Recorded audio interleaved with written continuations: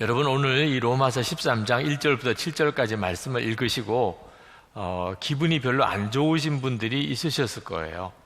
왜냐하면 이 내용이 마치 독재자들을 옹호하는 듯하게 읽혀질 수도 있기 때문에 그렇습니다. 1절 말씀에 보면 사람은 누구나 위에 있는 권세에 복종해야 합니다. 모든 권세는 하나님께로부터 온 것이며 이미 있는 권세들도 하나님께서 세워주신 것입니다. 그렇게 들리잖아요. 독재 권력, 악한 권세도 다 하나님이 세우셨단 말인가. 실제로 독재자들이 이 성경을 좋아해요.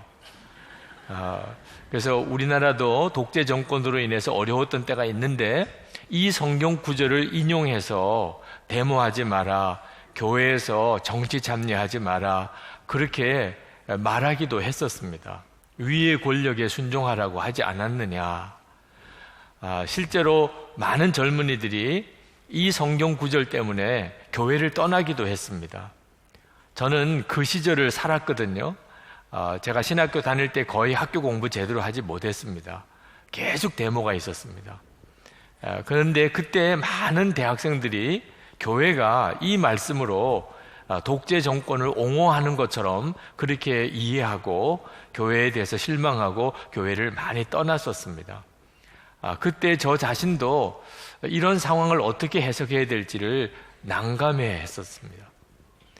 그것은 이 말씀에 대한 오해 때문입니다.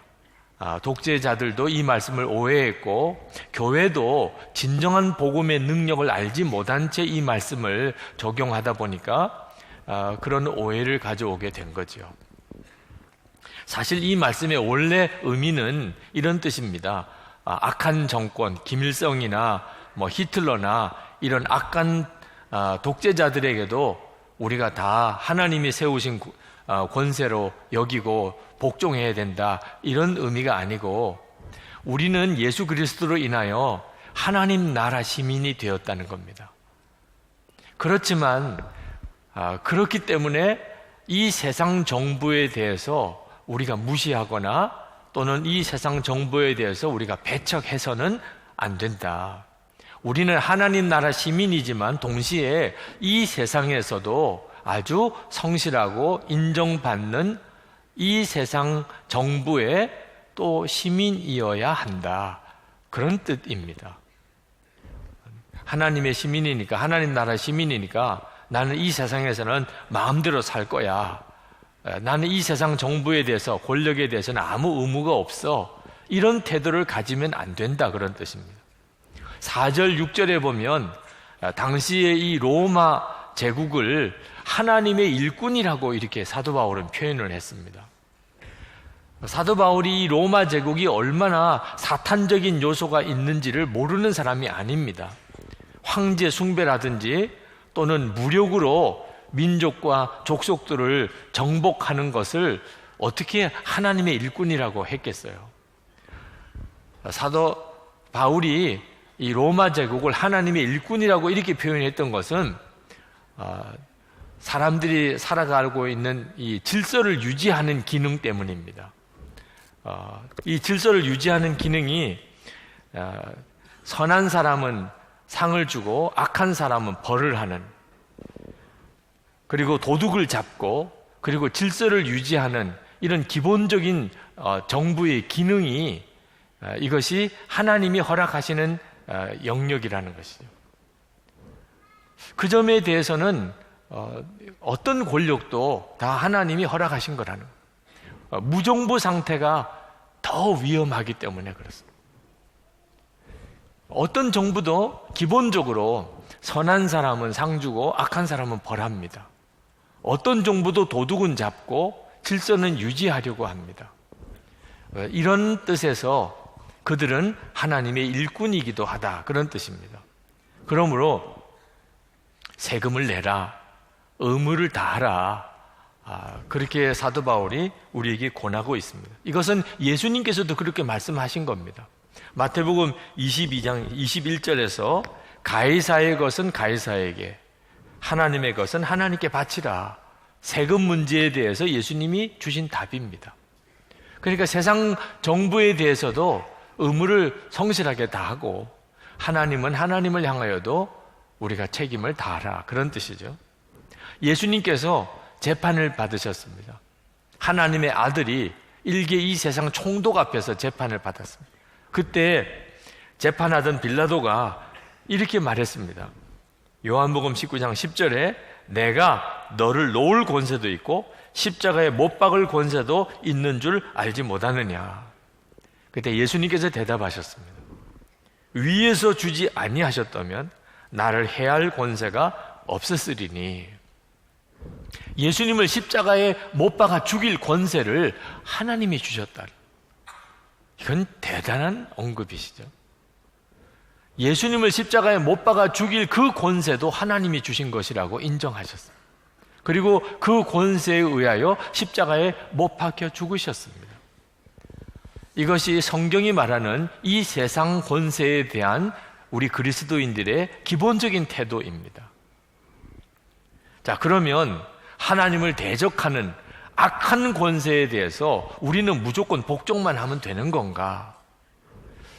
그런 말씀은 아닙니다. 기본적으로 선을 격려하고 악을 억제하고 질서를 잡고 도둑을 잡는 이런 기능을 하는 정부에 대해서 우리가 기본적인 의무를 다해야 하지만 하나님을 대적하는 일에 대해서는 우리는 절대로 복종할 수가 없는 거죠. 그때는 우리는 고난을 각오해야 합니다. 그들에게 복종하지 않음으로 인하여 우리가 고난을 당해야 된다면 그것을 축복이라고 여기고 고난을 받아야 한다는 겁니다. 다니엘의 세 친구 사드락, 메삭, 아벳느고가 있습니다. 그들은 느부갓네살 왕이 만든 금신상에 절을 하지 않았습니다. 그래서 풀무불에 던짐을 받았습니다.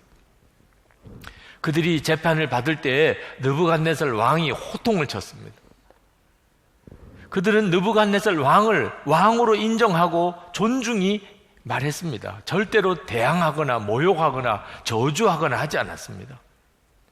그러나 그들은 느부갓네살 왕은 분명하지만 신에게, 신상에 절을 하라, 이것만큼은 우리는 순종할 수가 없다. 우리를 죽인다 할지라도 우리는 순종하지 않을 것이다. 그런 태도를 가졌고 결국은 풀무불에 던짐을 받았죠. 초대교회 때 로마 제국이 황제 숭배를 강요할 때 크리스천들은 다 순교했습니다. 일제시대 때 일본이 천황을 숭배하는, 살아있는 신이라고 하는 천황을 숭배하도록 그렇게 할 때, 그때 기독교인들은 그 일에 대해서 거부하고 감옥에 가기도 하고 또 순교하기도 했습니다. 하나님이 우리에게 주신 명령은 선으로 악을 이기라는 겁니다. 로마서 12장 21절에 세상 권력이 아무리 우리에게 악하게 한다 하더라도 우리는 오직 선으로 악을 이기라.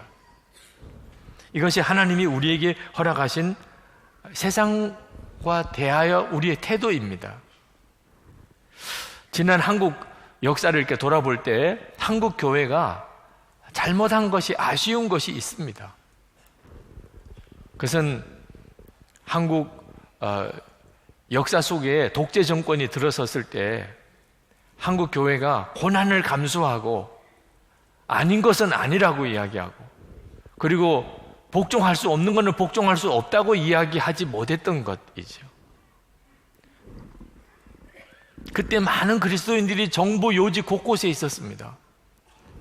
그렇지만 고난을 감수하고도 하나님의 뜻대로 할 수 있는 용기가 한국 교회와 그리스도인들에게 없었던 것입니다.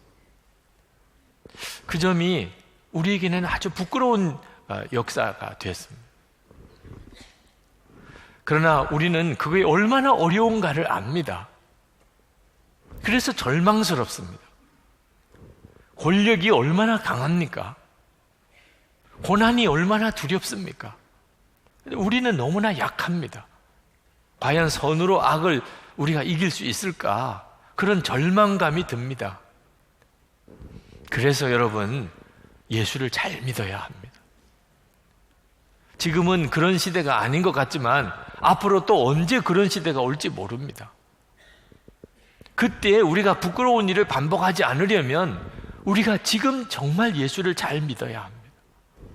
그가 일찍 태어났다면 고종 황제 대신에 왕이 되었을 이재영이라고 하는 왕손이 계십니다.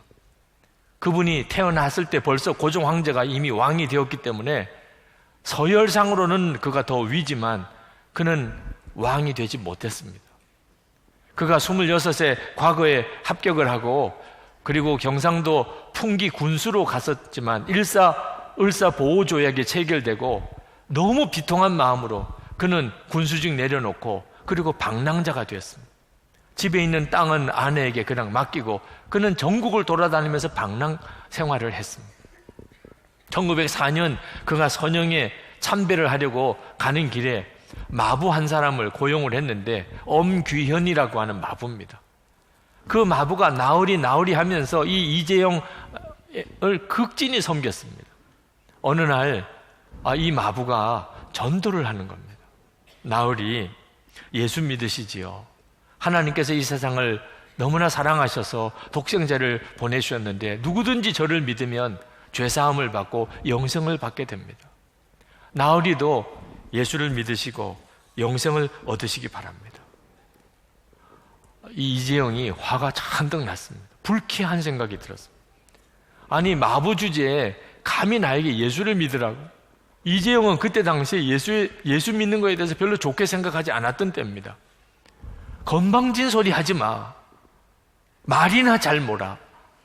그렇게 핀잔을 주고도 어떻게 이 사람이 이렇게 대범하게 나에게 예수를 믿으라고 전도를 다 하나, 그런 생각은 들었어요. 그래서 또 그 사람에게 핀잔 섞인 말을 했습니다. 아니, 예수를 믿으면 마부가 양반이라도 된다더냐? 그랬더니 이 엄기현이 잠깐 기도를 했습니다. 그리고는 이야기를 했습니다. 나으리, 예수를 믿으시는 원리는 그런 게 아닙니다. 제가 양반이 되기 위해서 예수 믿은 것이 아닙니다. 마부 노릇을 잘하기 위해서 예수를 믿은 것입니다. 나으리께서 예수를 믿으신다면 저는 평생 마부로서 나으리를 모시고 섬길 것입니다. 이재영이 그 말에 마음에 충격을 받았어요. 어떻게 일개 마부의 입에서 이런 말이 나오나? 도대체 이렇게 말할 수 있는 사람이 누군가? 예수를 믿는다는 게 뭐길래 아니 마부가 저렇게 말을 할 정도인가? 그래서 예수를 믿는 것에 대해서 상당한 호감을 가지고 있다가 그가 이제 방랑 생활을 끝나고 집으로 돌아갔더니 아내가 예수를 믿고 있는 거예요. 성동교회를 다니고 있는 겁니다. 그리고 자기를 자꾸 교회를 가자고 전도를 하는데 부흥회가 열렸다는 겁니다.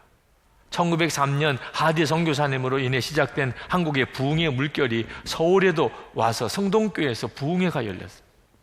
부흥회를 억지로 참석을 했는데 거기서 이 마부 엄규현을 만난 겁니다. 자기에게 전도를 해준.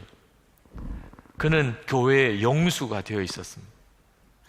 영수는 지금으로 말하면 장로님과 같은 분인데 교회의 모든 살림을 책임지고 예배당도 건축하고 교회를 관리하는 총 책임을 맡고 있는 그런 교회의 중요한 직책이었습니다.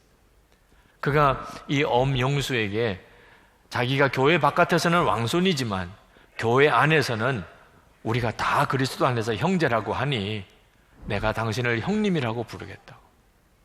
그래서 이 왕손인 이재영이 마부인 귀현을 형님이라고 불렀습니다. 그리고 그렇게 그가 예수를 믿고 그리고 나중에 그가 성동교회의 장로가 됩니다.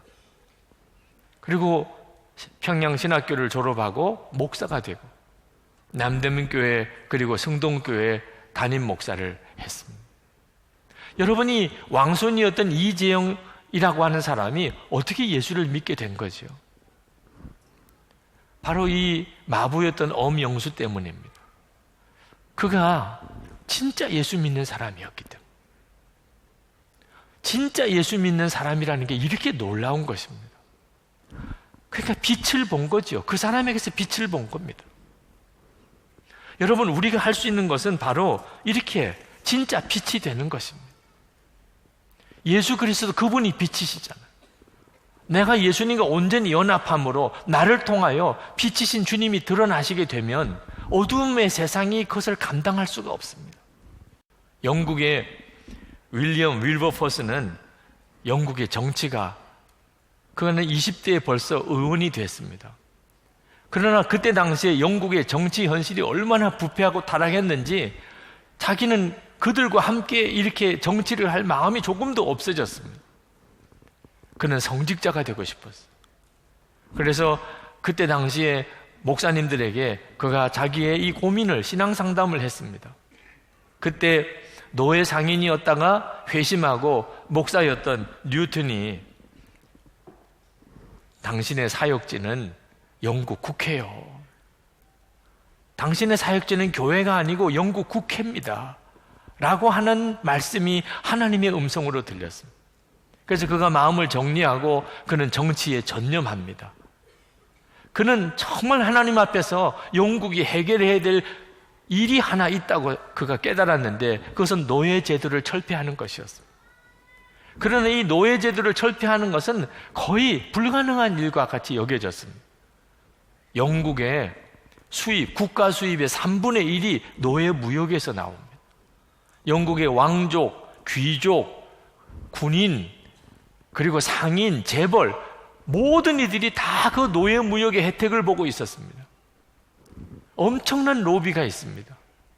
그래도 윌리엄 윌버포스는 국회에서 150번이나 그는 아주 강하고 담대하게, 체구도 왜소한 그 사람이 정말 사자후를 토하는 연설을 합니다. 영국이 진정으로 위대한 나라가 되고자 한다면 하나님의 법을 지켜야 하는데 노예제도는 분명 하나님의 분노를 자극하는 일입니다. 기독교 국가를 자처하는 영국이 황금의 눈이 멀어 노예제도를 갖고 있다니, 이러고도 오래 살아남을 제국은 역사에 없었습니다. 결국은 윌리엄 윌버포스가 죽기 얼마 전에 영국 국회는 노예제도를 영원히 폐지하는 법안을 통과시키게 됩니다. 여러분, 우리는 세상을 능히 변화시킬 수 있는 빛입니다. 윌리엄 윌버포스가 이와 같은 일을 할 수 있었던 것은 그가 옳은 주장을 했기 때문이 아닙니다. 옳은 주장을 하는 사람은 많이 있었습니다. 윌리엄 윌버포스가 스스로 빛이 된 사람이었기 때문입니다. 그는 별명이 영국의 양심입니다. 그 주변에 있는 모든 사람들이 윌리엄 윌버포스를 보면서 그는 영국의 양심이라고 이야기했습니다. 윌리엄 윌버포스로 인해서 영국의 젊은 의원들 3분의 1이 복음주의 그리스도인이 다 됐습니다. 그가 빛이었기, 그의 삶 자체가 빛이었기 때문에 그가 옳은 주장을 했던 일이 세상을 변화시킬 수 있는 힘을 얻게 된 거죠. 어떤 사람은 나는 그와 같은 어떤 정치인도 대통령도 국회의원도 아니기 때문에 나는 아무 힘이 없습니다. 여러분, 그렇지 않습니다. 우리는 대통령보다 국회의원보다 더 큰 힘을 다 가지고 있습니다. 기도하는 힘입니다. 하나님은 우리의 기도와 함께 역사를 움직이십니다. 로마서 13장 1절에 모든 권세는 하나님께로부터 온 것이라. 이 말은 독재자들이 내 권세도 하나님이 주셨다 이렇게 주장하라고 이 주신 말씀이 아닙니다. 하나님 뜻대로 하지 않으면 하나님이 어떤 독재자도 그 자리에서 내치실 것이다, 그런 뜻이에요. 모르니까 이 말씀을 가지고 그렇게 헛되게 이 말씀을 인용한 거죠. 독재자를 자리에서 내칠 수 있는 힘이 우리 모두에게 있습니다. 그게 기도예요. 하나님이 정말 세우는 그와 같은 정치인을 대통령으로, 국회의원으로, 시장으로 뽑을 수 있는 힘이 우리에게 있단 말입니다. 그게 기도예요. 그리고 투표해야 합니다. 우리 그리스도인들은 정말 사명감을 가지고 투표해야 됩니다. 항상 투표하는 날은 공휴일이 됐는데 그때 정말 사명감을 가지고 투표해야 됩니다. 그렇게 하면서 기도해야 됩니다. 물론 다 똑같은 사람을 찍을 수는 없겠죠. 그러나 하나님은 우리가 정말 기도하고 예수님과 연합된 자란 믿음을 분명히 가지고 그렇게 우리가 나가면 가장 완벽한 방법으로 이 땅에 통치자들을 세워 가십니다. 지금 현재는 독재 정권의 문제는 아닙니다. 그러나 더 심각한 문제가 우리에게 있습니다. 그것은 돈이 신인 시대에 우리가 살고 있습니다. 이거는 독재 정권보다 더 무섭습니다.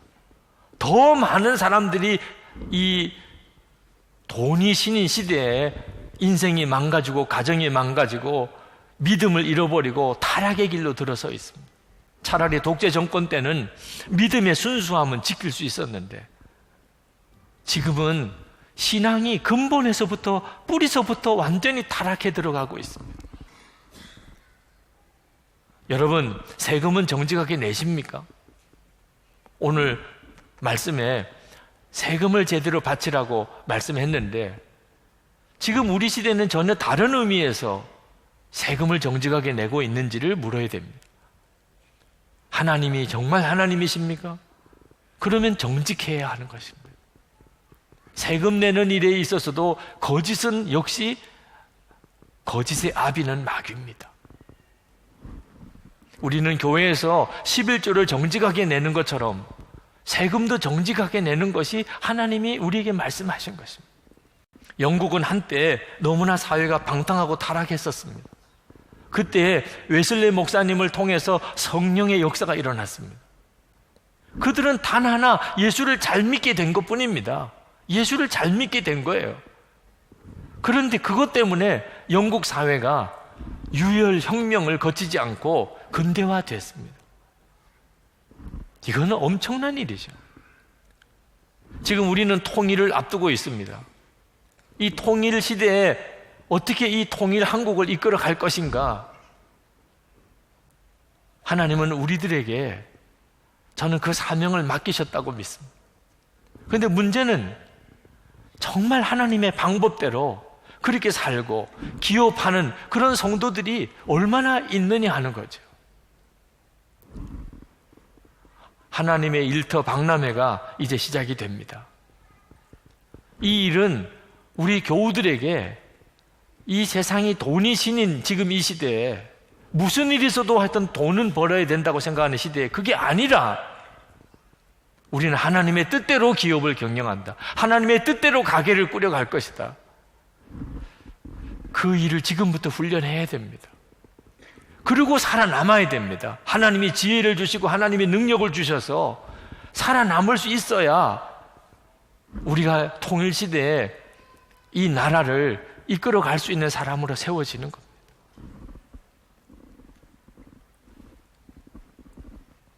우리가 하나님을 정말 알고 하나님의 나라의 그 영광을 보게 되면 이건 아무것도 문제가 되지 않습니다. 세상 악하다고 한탄만 하지 마십시다. 우리가 빛이 되기를, 진짜 예수 믿는 자가 되기를 그렇게 기도하시기를 바랍니다. 기도하십시다.